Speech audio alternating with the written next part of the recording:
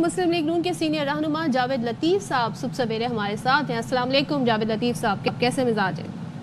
جی وعلیکم السلام، آپ لوگ ٹھیک ہیں؟ جی بس جی اللہ کا شکر ہے، یہاں پر سردی کم ہے، آپ کی طرف زیادہ ہے لیکن پھر بھی گزارا کر رہے ہیں۔ جاوید صاحب، یہ عرفان صدیقی صاحب نے تو انتہائی افسوس کا اظہار کیا ہے، انہوں نے کہا ہے کہ جائیں جی بانی سے مختلف رائے لے کر آئیں، یہ جو مذاکرات ختم کرنے کا اعلان ہوا، آپ کو بھی افسوس ہے مذاکرات ختم ہونے پر، یا آپ سمجھتے ہیں کہ بھائی یہی نتیجہ نکلنا تھا؟ کیا ہے ویسے آپ کی رائے؟ دیکھیں صدف، میں تو پہلے دن سے یہ محسوس بھی کرتا تھا، نظر بھی آ رہا تھا کہ یہ مذاکراتی کمیٹیاں جو ہیں بنی غیر سنجیدہ اور ایک دوسرے کو دھوکہ دہی کے لیے بنی ہیں۔ اس کی وجہ ہے کہ ایک طرف تو دباؤ میں بننے والی کمیٹی تھی اور دوسری طرف لالچ میں بننے والی کمیٹی تھی۔ لالچ پورا نہیں ہو سکتا تھا کیونکہ اگر وہ دوسری کمیٹی لالچ پورا اس کا کرتی تو آپ ایک دروازہ کھول دیتے مسلح جتھوں کے لیے کہ وہ آیا کریں گے اور پاکستان کے اندر۔ اچھا جاوید صاحب، we'll try to connect you again sir, آپ کی آواز میں بتایا جا رہا ہے کہ کچھ ایشو ہے، we can't hear you properly. چلے جی ان کو دوبارہ کنیکٹ کرتے ہیں۔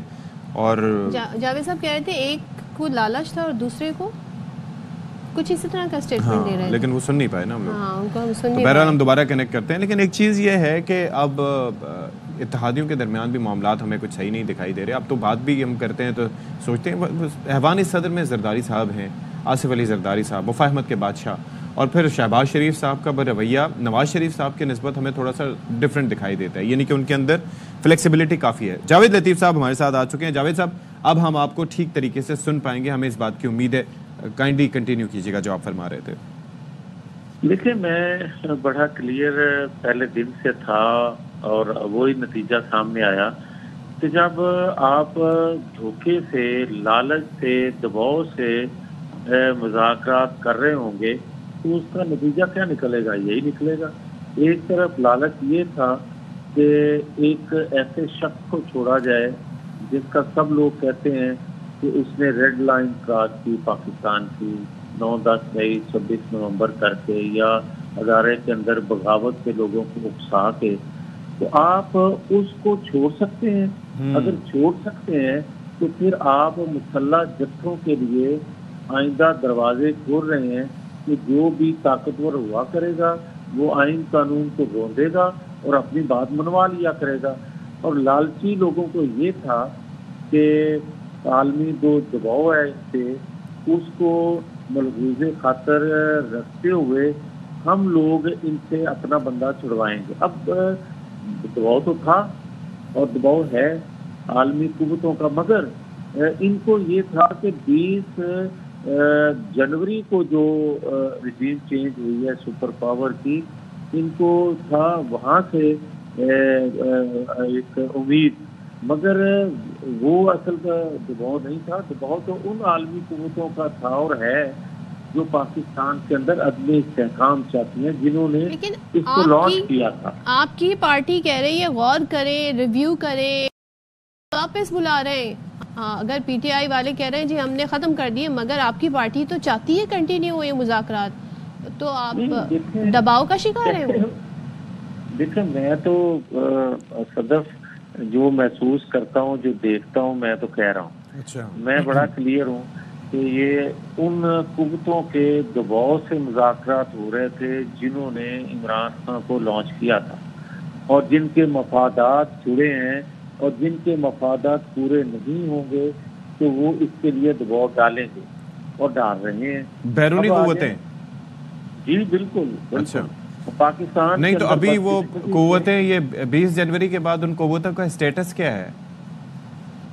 دیکھیں اشفاق صاحب، میں جب بات کر رہا ہوں کہ عالمی قوتوں کا دباؤ ہے تو قطعاً وہ 20 جنوری سے وہ چیزیں جڑی نہیں تھیں۔ وہ لوگ سمجھتے تھے کہ شاید 20 جنوری والے جو لوگ ہیں آنے والے وہی دباؤ ڈالیں گے، یا آئیں گے اڈیالہ جیل کا دروازہ کھولیں گے اور اس کو لے جائیں گے۔ قطعاً یہ نہیں تھا۔ عالمی قوتیں وہ جو مالیاتی اداروں کو ہتھیار کے طور پہ استعمال کرتی ویسے ہیں۔ آج کل وہ کلنٹن صاحب جس طرح نواز شریف کو بچا گئے تھے اس کے بڑے حوالے دیے جا رہے ہیں، کسی ہیڈ لائن میں خبر لگ رہی ہے، کہیں پہ اس پہ ڈسکشن ہو رہی ہے، تو تاریخ تو ہماری ایسی رہی ہے. Is it possible in this case as well? نہیں صدف، جو وہ بھی جس تاریخ کو آپ بتا رہی ہیں وہ تاریخ اس طرح نہیں تھی. وہ تاریخ یہ ہے کہ پاکستان کے اندر ایٹم کی بنیاد رکھنے والے کو پھانسی دلوائی گئی، اور وہ بھی عالمی قوتوں کا پریشر اور مقامی قیادت کا اپنی خواہش، یہ دونوں پوری ہوئی.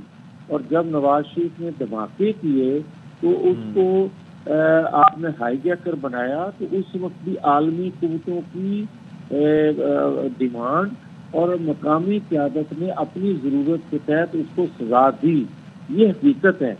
مگر کوئی یہ کہہ دے کہ جناب پاناما میں نام آ گیا، حالانکہ نام بھی نہیں تھا، کہا یاد نااہل کر دیا گیا، وجہ سی پیک تھا.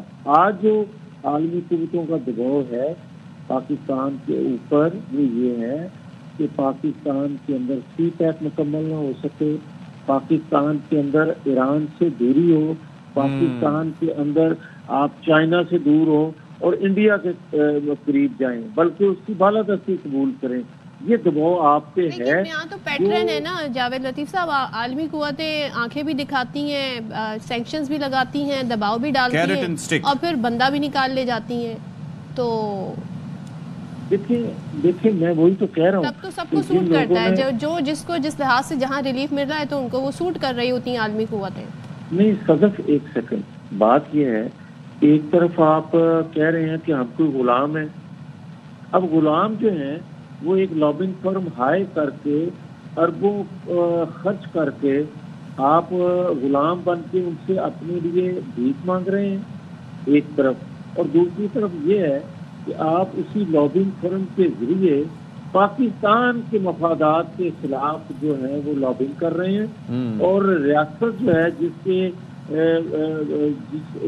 ریاست کی آپ جماعت ہے سیاسی، وہ ریاست آپ سے بچنے کے لیے اپنے ترلے منت جو کر رہی ہے یا لوگوں کی، لیکن جاوید صاحب ایک چیز سمجھائیے گا کہ ایسا کیوں کر ممکن ہوا؟ کہا جاتا ہے کہ کوئی کتنا ہی طاقتور کیوں نہ ہو ریاست سے زیادہ مضبوط نہیں ہو سکتا. آپ کو یاد ہوگا کہ ہم پہلے بات کیا کرتے تھے کہ وہاں پر امریکہ کی بات کی جائے یا کہیں پر، تو وہاں پر بھارتی لابی پاکستانی لابی سے زیادہ مضبوط ہے اور ہمیں اس پہ کام کرنے کی ضرورت ہے. تو یہ جو کام جس جماعت کی جانب آپ اشارہ کریں، اگر انہوں نے کر لیا اور اس کے بارے میں کہا بھی گیا کہ ان کی لابنگ حکومت پاکستان کی لابنگ سے زیادہ اسٹرانگ ہے، تو حکومت یہ کیوں نہیں کر پائی؟ حکومت نے اس بارے میں اتنے عرصے سے کیوں نہیں سوچا؟ آپ کو یاد ہوگا فارن فنڈنگ کیس، جی آپ کو یاد ہے کہ فارن فنڈنگ جو ہے پاکستان کے اندر ممنوع ہے، تو آج تک اس کی سزا مل سکی؟ نہیں مل سکی. اور وہ جو فارن فنڈنگ تھی، جن ممالک سے وہ پیسہ آیا، کیا ان کے مفادات جڑے نہیں تھے اس سے؟ اور وہ جو مفادات جڑے تھے آج نظر بھی آ رہے ہیں. آپ فرما رہے ہیں کہ ہندوستان جو ہے اس کی وہاں لابنگ جو ہے وہ بہتر ہے، تو بھائی وہاں کی اپوزیشن نے کوئی لابنگ کی ہے ہندوستان کے خلاف؟ نہیں کی. مگر دنیا میں واحد پاکستان ہے جس کے اندر اس ریاست کے خلاف ایک اسی کی سیاسی جماعت جو ہے، جو اپنی کو سیاسی جماعت کہتی ہے، وہ لابنگ کر رہی ہے اور وہ دھڑلے سے کر رہی ہے، کوئی اس کو پوچھنے والا نہیں ہے. ٹھیک ہے جی، تھینک یو سو مچ جاوید لطیف صاحب، آپ نے ہمارے لیے وقت نکالا. لیکن یہ معاملہ وہی ہے کہ نشستن گفتن برخاستن، وہی جو سوچا تھا ویسے ہی اس کی نتیجہ. اب دیکھیں اب جب ہائیبریڈ موومنٹ چلائیں گے تو اس سے کیا ہوگا؟ مذاکرات دوبارہ ہوں گے شروع کہ نہیں ہوں گے، کیا ہوگا؟ لیکن یہ کہہ دیا کہ جب ہم سیاسی جدوجہد کریں گے، لیٹس سی کیا ہوتا ہے.